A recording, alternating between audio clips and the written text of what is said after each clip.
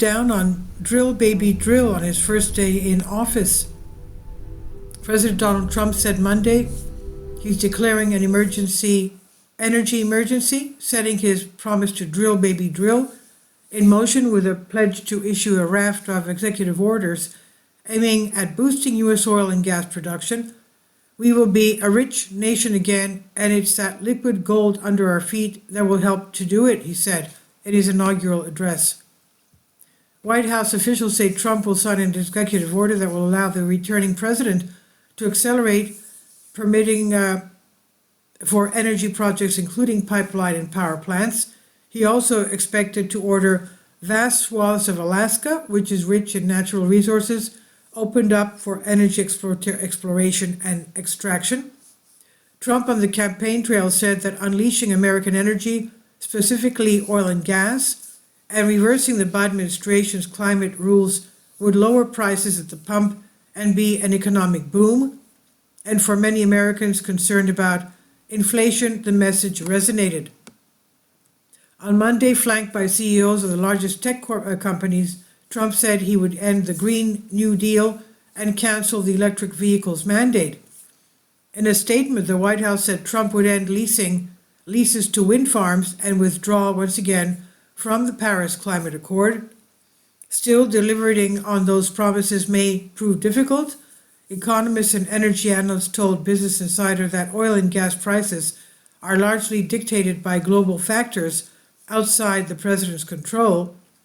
Proponents of President Joe Biden's signature climate law also warned that unraveling it would undercut a manufacturing boom, predominantly in Republican states, where new factories are churning out solar panels, electric vehicles, and batteries that can reduce planet warming emissions from fossil fuels.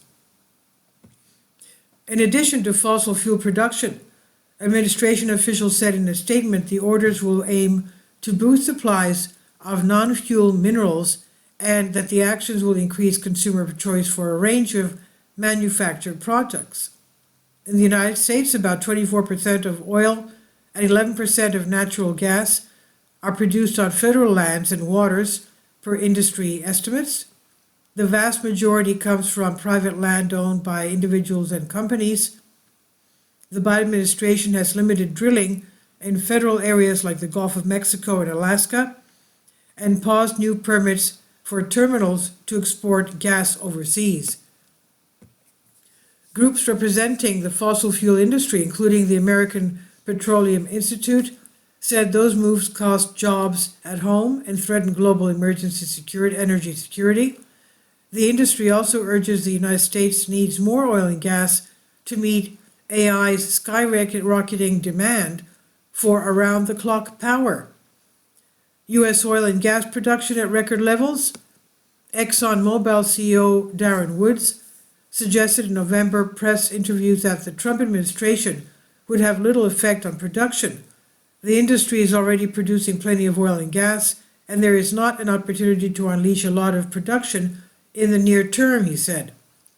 Certainly, we would not see a change based on the political change, but more on an economic environment, Woods said. Trump's nominees to two key cabinet positions said they would restore America's energy dominance during Senate confirmation hearings last week.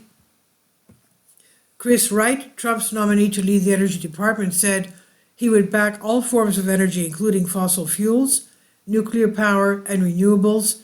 He said he believes climate change is a global challenge that needs to be solved, a shift from some of his past comments denying there was a crisis and criticizing renewables as unreliable and costly. Doug Burgum, Trump's pick to lead the Interior Department, promised to expand oil and gas drilling on federal lands and waters. Energy analysts told BI that oil majors have been more focused on returning money to shareholders than investing in new projects to boost production, in part because China is experiencing an economic downturn. For decades, China has driven global oil demand as it built new factories and real estate, and the country's wealthier population bought cars. However, the housing market is now in disarray in China due to millions of unsold apartments, and consumers are driving more EVs, crippling demand for oil. Biden's climate law is creating jobs. China has managed to rapidly become a leader in renewable energy technology and controls the vast majority of the critical minerals needed for it. The Biden administration sought to catch up in part by enacting the Inflation Reduction Act.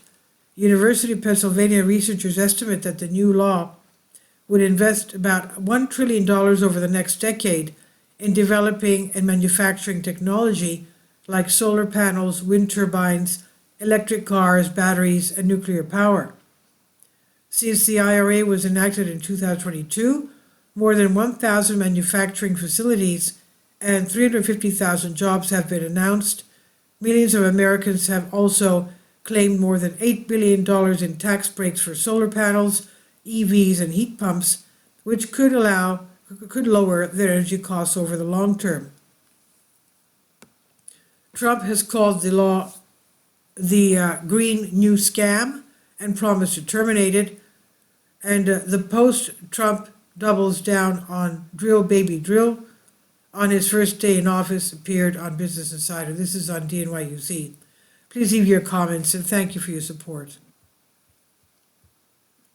Please support my Patreon account. The daily posts are 5 videos daily, and they are totally different from what I have on my YouTube channel. Thank you so much for your support and that you find all my content so interesting. You'll find the Patreon account details in the description box below.